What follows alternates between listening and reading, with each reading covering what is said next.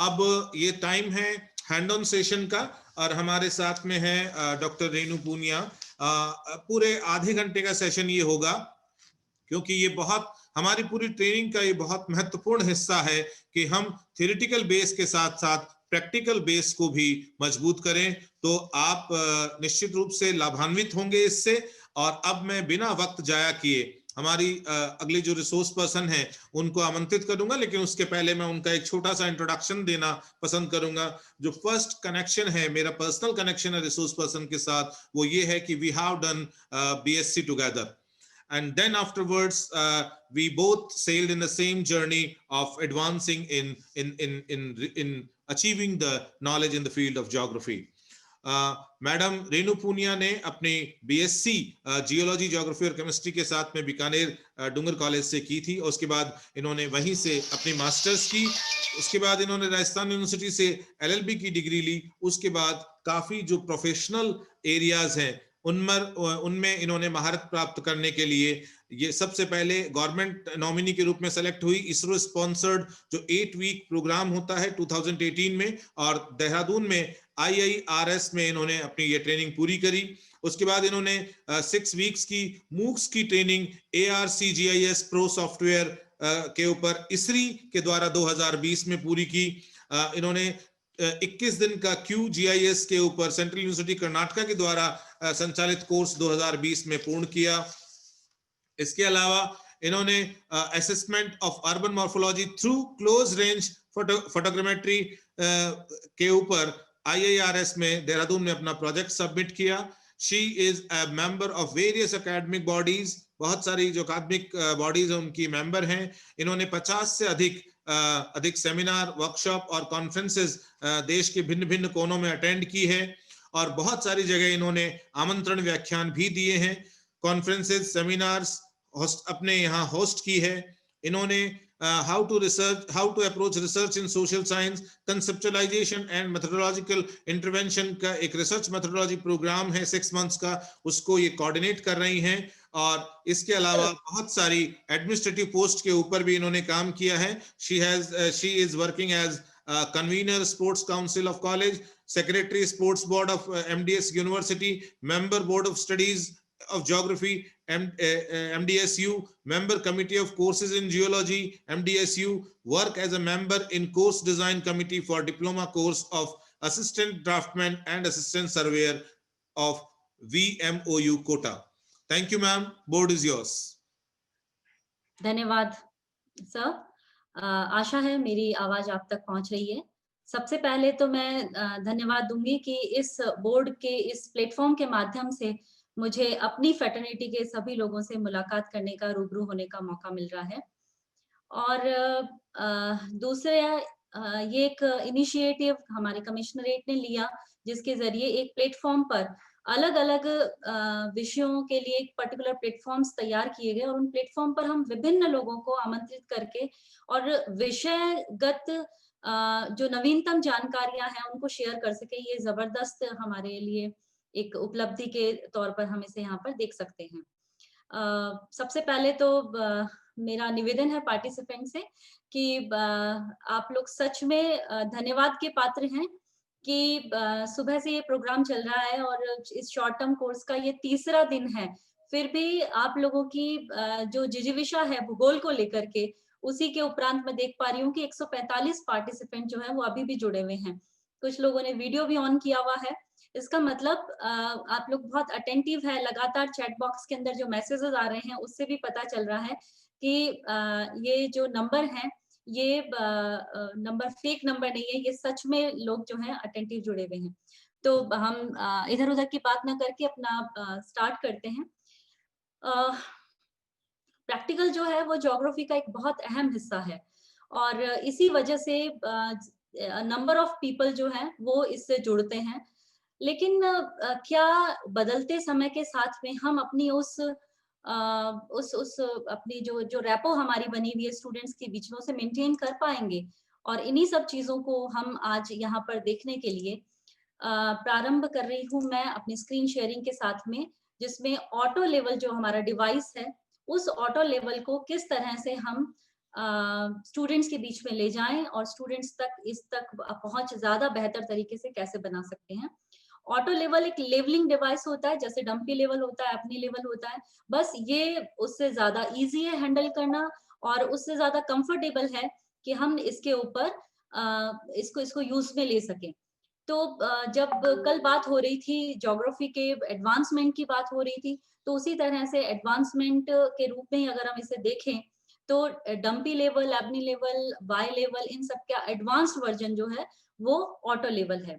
तो यहाँ से हम स्टार्ट करते हैं। आप सभी लोगों ने लेवलिंग और सर्वेइंग की बात जो है, चूंकि ज्योग्राफी के हम लोग जुड़े हुए इस डिसिप्लिन से अपना जुड़ाव रखते हैं, तो हम लोगों के लिए सर्वे बहुत एक आम सी बात है।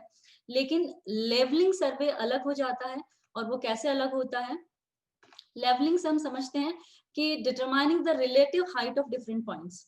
अब जब हम रिलेटिव हाइट की बात करेंगे, एब्सोल्यूट हाइट की बात नहीं कर रहे हैं, तो हमें एक लेवल चाहिएगा, एक ऐसा तल चाहिएगा, एक डेटम प्लेन चाहिएगा जहां से हम मेजर कर सकें हाइट्स की।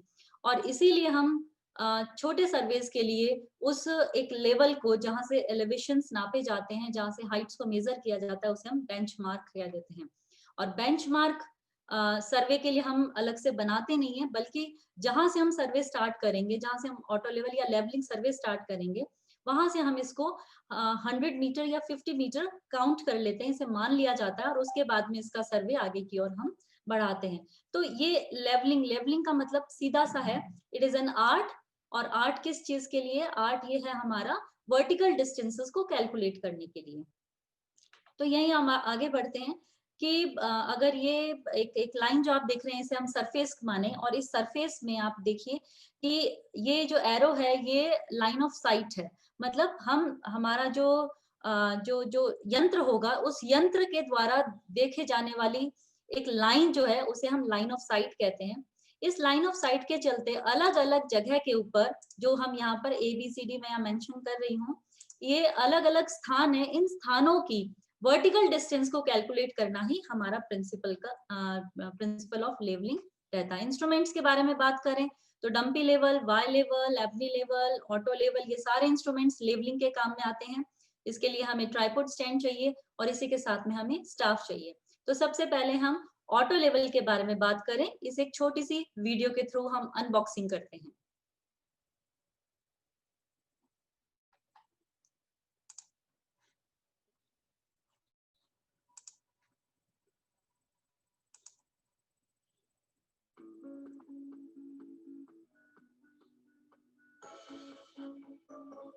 नमस्कार।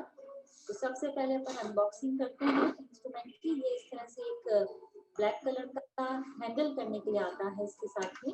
जब हम इसे ओपन करते हैं तो इस बॉक्स के अंदर एक सेफली इंस्ट्रूमेंट जो है वो दिखाई देता है अपने को। ये जो सबसे ऊपर का है ये टेलीस्कोप है, इसके साथ में प्लम्बोव आता है और बहुत अच्छे से पैक होके आता है ताकि हम इसे कैरी कर सकें।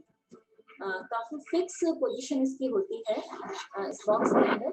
यहाँ पे देखिए तो इसमें अलग अलग पार्ट्स जो हैं वो अपने को साफ स्पष्ट तौर पे दिखाई दे रहे हैं। ये जो फ्रंट है ये इसके ऊपर कवर लगा हुआ है, और ये जो है ये एक ऑब्जेक्ट की तरफ रहने वाला पीस है। यहाँ पर ग्लास लगा हुआ है, और जबकि इसके जो ऑपोजिट साइड में है, जो छोटा होता है वो आईपीस होता है, जहाँ से जो सर्वेयर है वो देखता है। इसके साथ ही इसके ये जो बिल्कुल सेंटर में आप देख रहे हैं नीचे की तरफ, वो स्पिरिट लेवल का बबल आपको यहाँ पर दिखाई दे रहा है।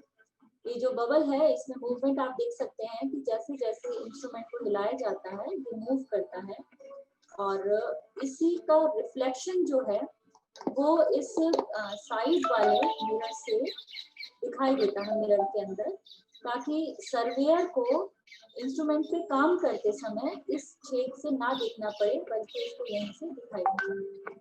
ये जो बेस है इसका, उसके ऊपर ये रोटेट होता है। हॉरिजॉन्टल रोटेशन नहीं है, सॉरी वर्टिकल रोटेशन नहीं है, सिर्फ हॉरिजॉन्टल रोटेशन है। ये आईपीस के पास में जो स्क्रू है ये ऑब्जेक्ट को क्लियर करने के लिए, साइड वाले जो हैं ये भी उसी के लिए हैं। और ये जो मेन स्क्रू है ये फोकस करने के लिए है ऑब्जेक्ट पे। जो साइड्स पे नीचे की तरफ 3 स्क्रू दिए हुए होते हैं, ये लेवलिंग हेड के ऊपर 3 स्क्रू होते हैं जो उसे बैलेंस बनाने का काम करते हैं। सेंटर में एक छेद होता है जहां पर ये जो आप देखेंगे ट्राइपॉड है और ट्राइपॉड के अंदर एक इस तरह से बोल्ट निकला हुआ है। ट्राइपॉड जो होता है वो अटैच्ड रहता है और इसमें अगर हम देखें तो छोटे छोटे ये स्क्रू हैं जिन स्क्रू की सहायता से आप इसे लूज करके अपने साइज के अकॉर्डिंग बड़ा और छोटा कर लेते हैं।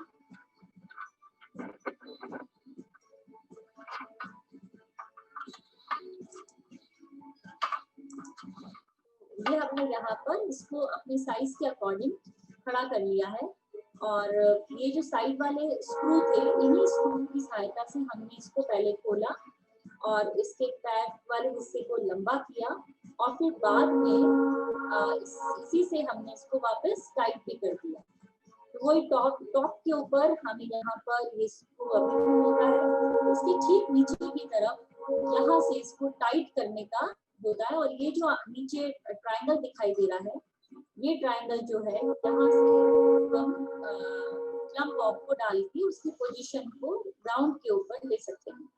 तो हम सेट करते हैं इसके ऊपर, ये हमने यहाँ सेट कर दिया और नीचे वाले स्क्रू को कसते हुए हम इसे टाइट कर रहे हैं ताकि उसके बाद में ये एक बार जब इसकी हेड सेट हो जाए दूसरी बार इसका मूवमेंट ना हो। जब एक बार ये सेट हो जाए तो उसके बाद जो दूसरा हमारा इम्पोर्टेंट काम रहेगा वो लेबलिंग का रहेगा।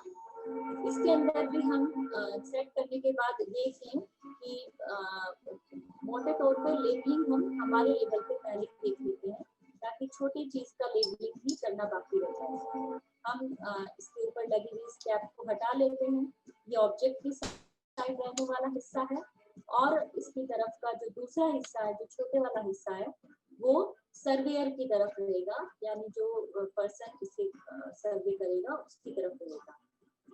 इसके बाद अगर हम देखें तो वही बबल जो है वो बबल वाला सर्कल हमें यहाँ दिखाई दे रहा है और अगर मैं ऊपर से इसे फोकस करूं तो वो बबल हमें अब दिखाई देना शुरू भी हो गया है।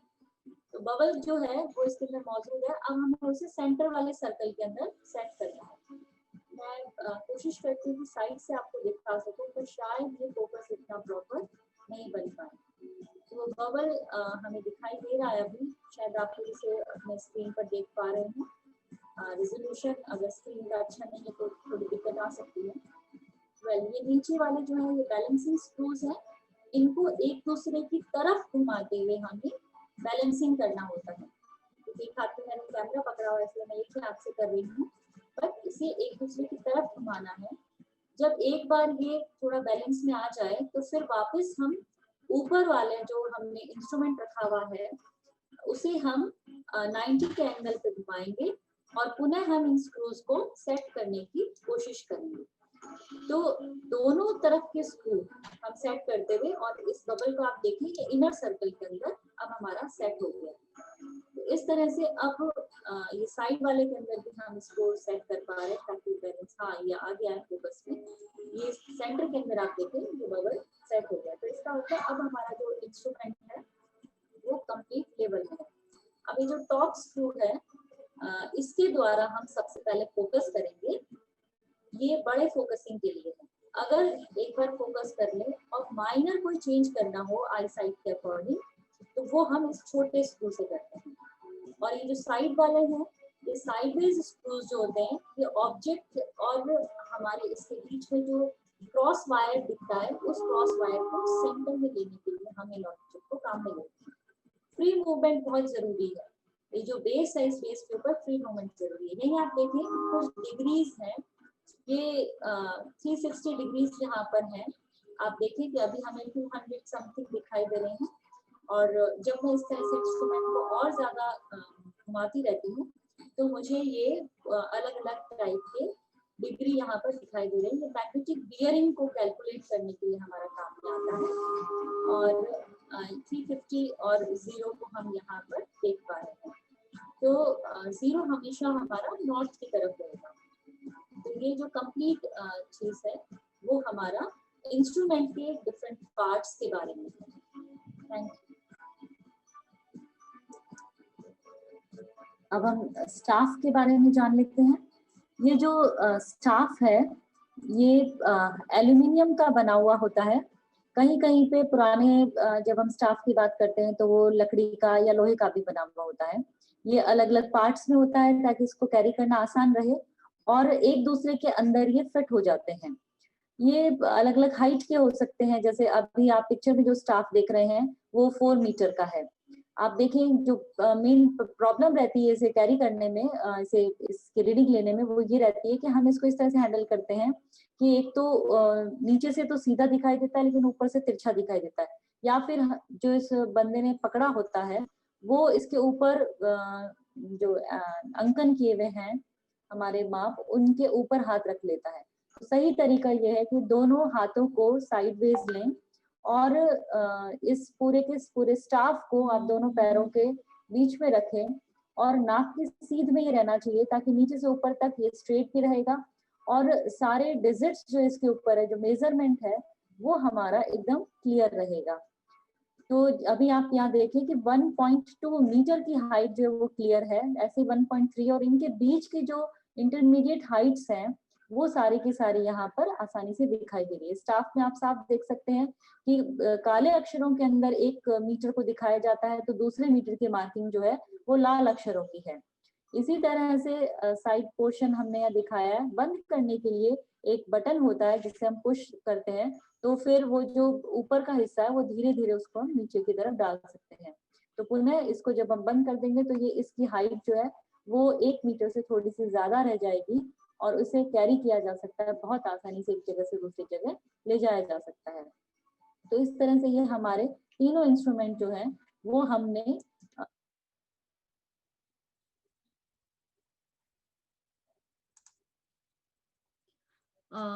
Thank you all. ये हमारी अनबॉक्सिंग थी। मेरी वॉइस आ रही है जितेंद्र सर?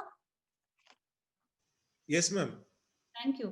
ये अनबॉक्सिंग था, ये हमने इंस्ट्रूमेंट के बारे में जाना। अब हम जानते हैं कि फील्ड में जब हम जाते हैं तो सबसे पहले रीडिंग से पहले हमें किन चीजों का ध्यान रखना है।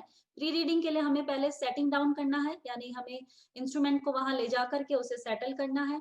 सेकंड नंबर पे हमें लेवलिंग देखना होगा, यानी वही हमें जो स्पिरिट लेवल का बबल है उसकी पोजीशन को चेक करनी होगी। और तीसरे नंबर पे हमें फोकसिंग करना होता है आईपीस और ऑब्जेक्ट के ऊपर। यहाँ तक की बात हमने अपने एपरेटस को जब दिखाया तो ये क्लियर कर दिया। अब रीडिंग लेने के लिए क्या करना है, इसी तरह का एक जो डायग्राम पिक्चर में आप देख रहे हैं, इसी तरह का एक डायफ्राम जो है क्रॉस वायर आपको उस टेलीस्कोप के अंदर ऑटो लेवल में दिखाई देता है। और ये नेक्स्ट पिक्चर के अंदर जो है ये हमने स्टाफ को दिखाया है। तो स्टाफ के ऊपर की तरफ के जो मेजरमेंट है उन्हें हम चेक करते हैं, देखते हैं। अगर हम थोड़े बड़े उसमें पोर्शन में हम ये ले 1.1 से लेके 1.1 तक का अगर हम पिक्चर देखें तो वो कुछ इस तरह का दिखेगा। और यहाँ पर आप देखें कि हर एक जो लाइन है वो लाइन जो है वो 0.01 को दिखाती है। ध्यान रखें यहाँ पे ये 0.01 मीटर को दिखाने वाली लाइन है। तो नेक्स्ट जो ये जो बड़ी लाइन आपको यहाँ दिख रही है ये 1.05 की लाइन होगी क्योंकि ये 1.0 को दिखा रही है। तो ठीक ऐसे ही 5 और ऐड करेंगे तो 1.1 की ये लाइन हो जाएगी। तो ये जो है ये रीडिंग के टाइम हमें प्रिकॉशंस रखनी है। अब हम बात करते हैं फील्ड एक्सपीरियंस की। तो यहाँ पर ये जो पीपीटी में आप देख पा रहे हैं ये मैंने एक डेमो फील्ड लिया है। इस फील्ड के अंदर हम किस तरह से हमें फील्ड बुक बनानी है और कैसे हमें रीडिंग लेनी है, इन दोनों चीजों को हम यहाँ पे शेयर करेंगे। तो सबसे पहले हम जहां पर हमारी जिस लेवल को बेस मानते हुए जहां से हम हमारी रीडिंग को लेना स्टार्ट करेंगे, जहां से हाइट्स और डेप्थ को हम कैलकुलेट करना स्टार्ट करेंगे, उसे मैं पहले बता चुकी हूँ कि बेंचमार्क के तौर पे हम काम में लेते हैं। हमने यहाँ पर इस बेंचमार्क पर अपना स्टाफ रखा है और स्टाफ रखने के बाद हम इसके पास में अलग अलग पोजिशंस डिसाइड करते हैं जहां पर हम स्टाफ को रखेंगे और जहां पर हमें उन पॉइंट्स को, उनकी हाइट या डेप्थ को लेना होगा। तो ये हमने यहाँ पर अलग अलग डिफरेंट एलिवेशन के ऊपर ये डिफरेंट स्टाफ की पोजीशंस को क्लियर कर लिया। नामांकन जरूरी है क्योंकि अदरवाइज हम कैसे डिसाइड करेंगे कि हमने स्टाफ को कहाँ पे रखा है। तो ये हमने यहाँ पर ए से लेकर के एफ तक उनके नाम यहाँ पे रख दिए हैं। अब ये जब रख दिया, उसके बाद में हमें अपना इंस्ट्रूमेंट यानी हमारा जो ऑटो लेवल है उसको हमें सेट करना होगा। तो हम बेंचमार्क के पास सबसे पहले ऑटो लेवल को सेट करते हैं। अब आप देखें, ऑटो लेवल का जो सर्वे का जो व्यक्ति कर रहा है, इसका जो फेस है वो बेंचमार्क की तरफ है। इसका फेस उस आउटर साइड में नहीं है जिसका कि हमें सर्वे करना है। क्यों? क्योंकि हमें सबसे पहले हाइट ऑफ द इंस्ट्रूमेंट निकालनी होगी और उसी के बाद हम बाकी सारी पोजीशंस को क्लियर कर पाएंगे। अदरवाइज हमें पता ही नहीं चलेगा कि हम कहाँ पर है। हमारा जो लाइन ऑफ साइट है वो सबसे पहले क्लियर करना जरूरी है। तो हम इंस्ट्रूमेंट को सबसे पहले जो बेंचमार्क है उसकी तरफ हमने जो स्टाफ को खड़ा किया है उसकी तरफ रखेंगे। वहां से हम हमारी लाइन ऑफ साइट को देखेंगे और लाइन ऑफ साइट को जब हम इंस्ट्रूमेंट की तरफ देखते हैं तब हमारे पास में जो लाइन ऑफ साइट आती है उसे हम कहते हैं बैक साइट, राइट। इसके बाद में इंस्ट्रूमेंट को, उस पूरे इंस्ट्रूमेंट को चेंज ना करते हुए, उसको वहीं रखते हुए, सिर्फ उसके ऊपर का जो ऑटो लेवल रखा हुआ है, जैसा हमने उसमें वीडियो में देखा था कि वो मूवेबल है, तो उसे मूव करते हुए 180 डिग्री पर उसे मूव करेंगे और दूसरी तरफ हम हमारी साइट को डालेंगे और ये जो साइट हमारी होगी वो अलग अलग लोकेशंस को क्लियर क्रॉस करती हुई होगी। तो बी के लिए वो जो साइट होगी, सी के लिए होगी, डी के लिए होगी और ई के लिए होगी। चूंकि इस पोजीशन पर रहते हुए जो लास्ट साइट है वो ई है, इसलिए ई वाली साइट को हम कहते हैं फाइनल साइट, जबकि बी होती है हमारी बैक साइड, एफ एस है हमारी फोर साइड या फाइनल साइड, और इसके बीच में जितने भी पॉइंट्स लेंगे हम इनको कैलकुलेट करने के लिए उसे हम कहते हैं इंटरमीडिएट साइट। अब साइट्स के बारे में अगर हम जाने तो डिफरेंट इसकी जो डेफिनेशन है फटाफट देख लेते हैं। बैक साइड जो होती है वो होती है बेंचमार्क पर रखे हुए स्टाफ की साइड, ये फर्स्ट रीडिंग होती है। इंटरमीडिएट साइट्स जो होती हैं वो सारी की सारी जो है वो बीच में, बैक साइड और फोर साइड के बीच की रीडिंग्स होती हैं, जबकि लास्ट रीडिंग जो होती है वो हमारी होती है फोर साइड। वापिस हम हमारी इसी पीपीटी पे चलते हैं। जब ये यहाँ तक क्लियर हो गया तो आप देखें कि ये सिर्फ ई तक को ही, ई तक की कैलकुलेशन को ही कर सकता है, ई तक की लोकेशन को ही डिसाइड कर सकता है। एफ हमारा छूट जाता है, इसके लिए हमें क्या करना होगा, हमें हमारे इंस्ट्रूमेंट को इस पोजीशन से हटा करके ई और एफ के बीच में कहीं सेट करना होगा। तो लीजिए हम यहाँ सेट कर देते हैं।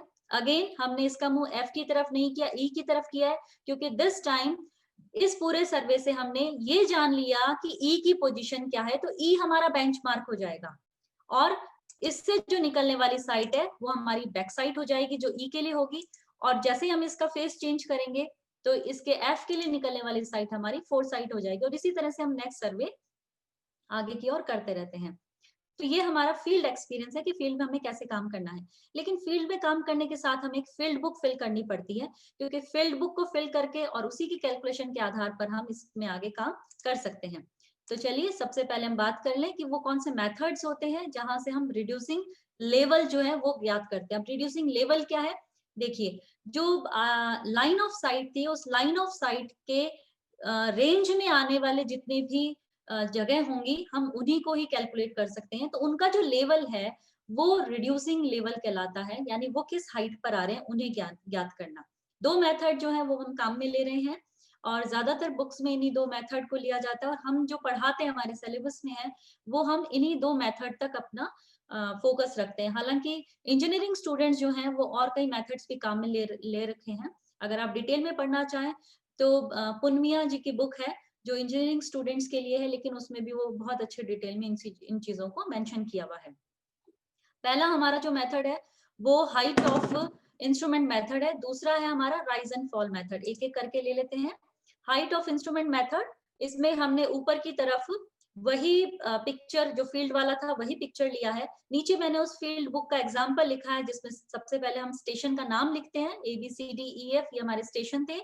देन बैक साइड, यानी कि जब इसने सर्वेयर ने यहाँ खड़े होकर के रीडिंग ली तो स्टाफ पे रीडिंग क्या आई तो उसको हम बैक साइड की रीडिंग यहाँ लिखेंगे। इंटरमीडिएट साइट्स, जहां जहां पे इंटरमीडिएट साइट्स है, बी पे, सी पे, डी पे इंटरमीडिएट साइट्स है, तो बी सी डी पे हम इंटरमीडिएट साइट यहाँ लिखेंगे। फोर्थ साइट हमारी जो है वो ई पर है। यहीं पर आप देखो ई पर एक बैक साइट भी है, इसलिए बहुत सारी बुक ने ई को कॉमन रखते हुए उस पर फोर्थ साइट पर भी एंट्री कर देते हैं वो और बैक साइड पे भी एंट्री कर देते हैं।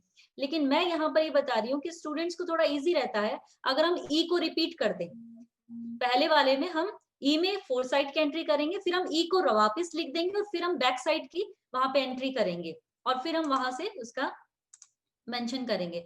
तो ये एंट्री होने के बाद हाइट ऑफ द इंस्ट्रूमेंट और रिड्यूस्ड लेवल जो है ये निकालना होता है और एक रिमार्क हमें लिखा होता है। आइए हम एक एक करके देखें कि कैसे एंट्री करनी होती है। ये हम लिख रहे हैं ABCDE एंड रिपीट करेंगे हम ई को 2 बार एंड देन एफ। ई को हम 2 बार रिपीट इसलिए कर रहे हैं क्योंकि ई हमारा फोर साइड पर भी है, बैक साइड पे भी है, राइट। उसके बाद बैक साइड हमने ये अज्यूम किया हुआ है कि बैक साइड पर ए पर हमारा जो ए के लिए जो बैक साइड है वो 2.5 है। अब बी सी और डी ये हमारा इंटरमीडिएट साइड रहेगा, तो ये बी सी और डी ये तीनों चीजें हमने यहाँ लिख दी। ई पर हमारा फोर साइड है तो वो फोर साइड यहाँ आ गया, और ई पर ही हमारा बैक साइड है तो वो उसका मान हमने यहाँ लिख दिया। और एफ के ऊपर हमारा फोर साइड है, इंटरमीडिएट साइड इसमें है नहीं कुछ इस कंडीशन में, तो ये हमने यहाँ पे लिख दिया। अब हमारी बात आती है हाइट ऑफ द इंस्ट्रूमेंट निकालने की और रिड्यूस्ड लेवल जो हमें कैलकुलेट करना होता है निकालने की। सबसे पहले जो फर्स्ट पॉइंट है ए पॉइंट, यहाँ पर हमारा बेंचमार्क जो है वही हमारा रिड्यूस्ड लेवल है। आप देखें कि बेंचमार्क की हाइट हमने 100 मानी हुई है और इसीलिए ए का रिड्यूस्ड लेवल यानी ए की हाइट जो है, जिसको हम आरएल जो टेक्निकल टर्म है आरएल बोलते हैं, वो हम 100 मान लेंगे। क्यों मान लेंगे? Because benchmark is equals to RL for the point of A के लिए बेंचमार्क और रिड्यूस्ड लेवल कॉमन होगा, तो आरएल वैल्यू जो होगी वो हमारी आ गई यहाँ पर 100। हाइट ऑफ द इंस्ट्रूमेंट कैसे निकलेगा? सिंपल सी बात है, आरएल के अंदर यानी रिड्यूस्ड लेवल में जब हम बैक साइड यानी आरएल क्या है, आरएल यहाँ है, ये बीएम जो मैंने लिखा है येलो कलर का जो पार्ट है आपको शायद विजिबल होगा थोड़ा सा, या ये जो पार्ट है ये पार्ट है हमारा 100। इसके ऊपर बैक साइड यानी स्टाफ के ऊपर जो रीडिंग थी वो थी 2.5। अगर हम 100 और 2.5 को ऐड कर देंगे तो हमारी हाइट ऑफ द इंस्ट्रूमेंट आ जाएगी, राइट। तो ये हमारा हो गया 102.5, ये हाइट ऑफ द इंस्ट्रूमेंट है।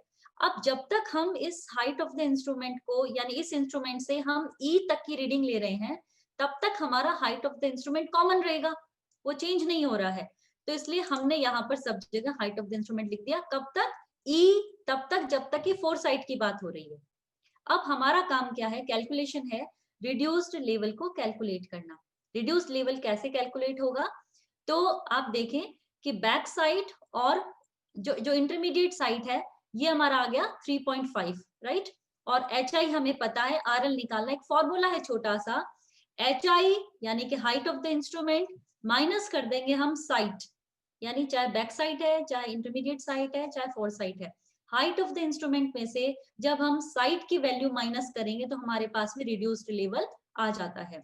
तो इसी को हम देखें कि हाइट ऑफ द इंस्ट्रूमेंट 102.5 है, इंटरमीडिएट साइड जो है वो 3.5 है, माइनस करेंगे हमारे पास रिड्यूस्ड लेवल आ गया 99। सेम कैलकुलेशन हम यहाँ तक करेंगे तो हमारे पास में ये रिड्यूस्ड लेवल आ जाते हैं। अब एक चेंज ऑफ द पॉइंट हुआ हमारे पास में, हमने क्या किया, इंस्ट्रूमेंट को यहाँ से यहाँ पर शिफ्ट किया, यानी हमारा चेंज पॉइंट आ गया। किस पर आया चेंज पॉइंट? ई के केस में हमारा चेंज पॉइंट आया है। तो हम यहाँ रिमार्क लिख रहे हैं ई इज अ सीपी, ठीक है। तो ई हमारा यहाँ पर तो फोर साइड हो गया और यहाँ पर हमारा ई जो है वो बैक साइड भी काम में आएगा। तो यहाँ पर आर एल जो रिड्यूस्ड लेवल जो है ई का हमें पता है, ई का रिड्यूस्ड लेवल 102 है, तो हमने यहाँ रिपीट कर दिया 102। लेकिन यहाँ पर हमें हाइट ऑफ द इंस्ट्रूमेंट नहीं पता क्योंकि हमने हाइट इंस्ट्रूमेंट को नई जगह पे यहाँ सेटल किया था। अब हमें यहाँ पहले वही हाइट ऑफ द इंस्ट्रूमेंट निकालना होगा। हाइट ऑफ द इंस्ट्रूमेंट निकालने का तरीका, आरएल के अंदर रिड्यूस लेवल के अंदर हम बैक साइड जो होगी उसको ऐड कर देंगे, तो हमारा आ गया 105.8 मीटर। ये जब हमारे पास आ गया है तो इसके बाद में हम यहाँ पर सेम, क्योंकि height of the instrument same रहेगा, आरएल हमें निकालना है, फोर साइड हमें पता है, RL height of the instrument में से फोर साइड को माइनस करेंगे, हमारा रिड्यूस लेवल आ गया।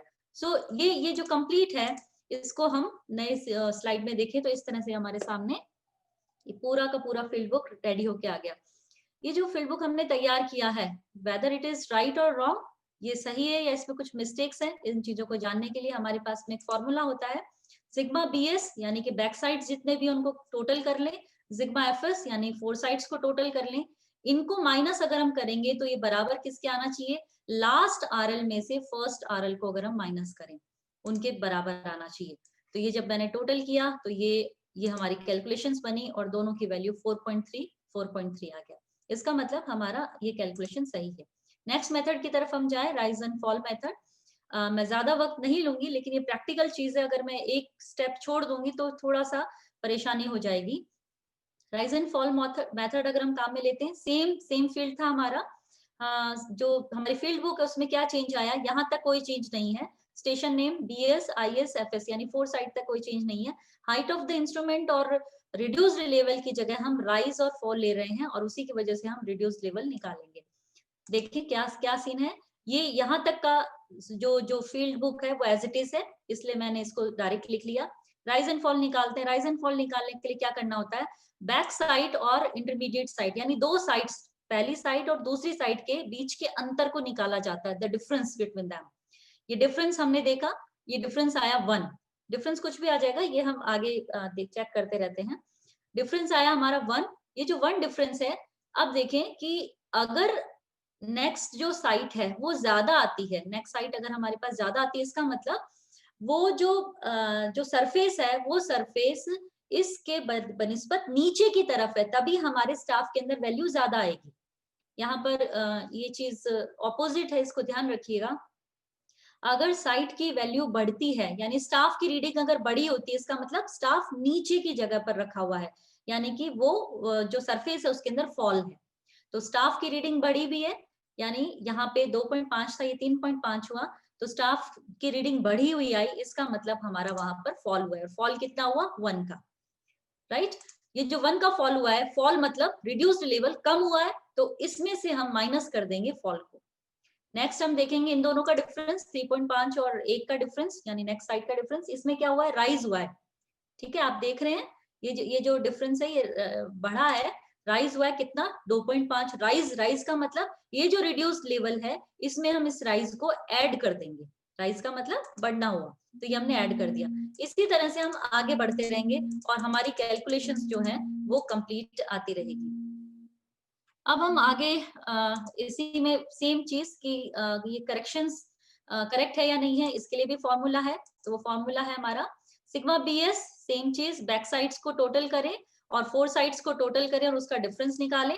राइज को टोटल करें और फॉल को टोटल करें और उसका डिफरेंस निकालें, और लास्ट RL और फर्स्ट RL के बीच का डिफरेंस निकालें। तो इन सब का डिफरेंस हमारे यहाँ पर 4.3 आ रहा है, इसका मतलब ये कैलकुलेशंस हमारी सही है। नेक्स्ट, जिस तरह के क्वेश्चंस जो हैं वो हम बच्चों को एग्जाम्स में देते हैं या उनके पेपर में ज्यादातर आता है, मिसिंग रीडिंग को कैलकुलेट करना। ये जो मिसिंग रीडिंग है ये कैलकुलेट करने का क्वेश्चन हम जनरली देते हैं। ऐसे में क्या होता है कि सर्वे के लिए हमने उनको कोई दूसरा इंस्ट्रूमेंट दे दिया, ज्यादातर प्लेन टेबल चलता है, तो ये कैलकुलेशन हम उनको पेपर के अंदर दे देते हैं। तो ये बहुत आसान है समझाने में भी और समझने में भी, कि वही चीज राइज एंड फॉल मेथड है, इन दोनों का डिफरेंस निकालेंगे और इन दोनों का डिफरेंस जो है वो हमने यहाँ नोट कर दिया। जैसे ये फॉल हुआ, ये रिड्यूस लेवल हमें पता है, तो फॉल है, फॉल का मतलब माइनस में होकर के और यहाँ पर हमारे पास आ जाएगा। जब एक बार ये कंटिन्यूटी स्टार्ट हो गई, एक बार ये चेन स्टार्ट हो गई है, तो हम उसी तरह से आगे बढ़ते जाएंगे जैसे हम पहले अंदर निकाल रहे थे। फाइनल ये मिसिंग रीडिंग जो है इसकी हमारे पास में टेबल क्लियर आ जाएगी। इसे भी हम कैलकुलेट करके देख लेंगे कि करेक्शन हमारा सही है या नहीं, ये उसी फॉर्मूले के जरिए हमारे सामने आ जाता है। तो ये जो सारे जो मेथड था ये बहुत शॉर्ट के अंदर मैंने इस चीज को बताया, आप लोगों के सामने शेयर किया हम ये, और वो भी इसीलिए कि ये इंस्ट्रूमेंट धीरे धीरे हमारे जो ज्योग्राफी के जो फैटर्निटी है उस फैटर्निटी ने इसे PG क्लासेस में डाला हुआ है। तो जो मास लेवल का ज्योग्राफी स्टूडेंट है वो इसे ऑप्ट नहीं कर रहा है। ऐसे में इंजीनियरिंग स्टूडेंट इसको सिर्फ थोड़ा सा पढ़ के भी बहुत आगे तक बढ़ रहा है।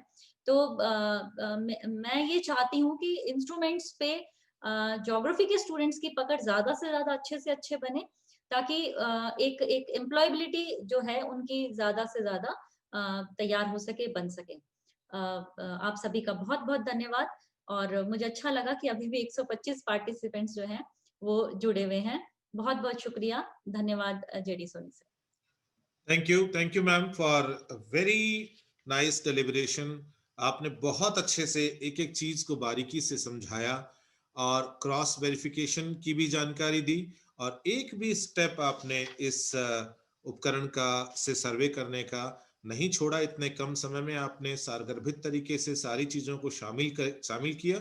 निश्चित रूप से हमारे पार्टिसिपेंट्स उससे लाभान्वित हुए होंगे। हालांकि हम सब लोग इन इंस्ट्रूमेंट्स के बारे में, इनको उपयोग में लाते हैं, इनको बढ़ाते हैं, लेकिन बहुत सारी चीजें जब हम किताबों से करते हैं तो हमसे कुछ चीजें छूट जाया करती है। तो इस प्रकार की जो अवसर होते हैं, इस प्रकार के जो वर्कशॉप्स होती हैं, ट्रेनिंग वर्कशॉप्स होती हैं, उसमें यही कोशिश होती है कि उन गैप्स को हम भरने की कोशिश करें। तो इस वर्कशॉप के जरिए हम थियोरेटिकल और प्रैक्टिकल दोनों तरह के गैप्स को भरने की भरपूर कोशिश कर रहे हैं।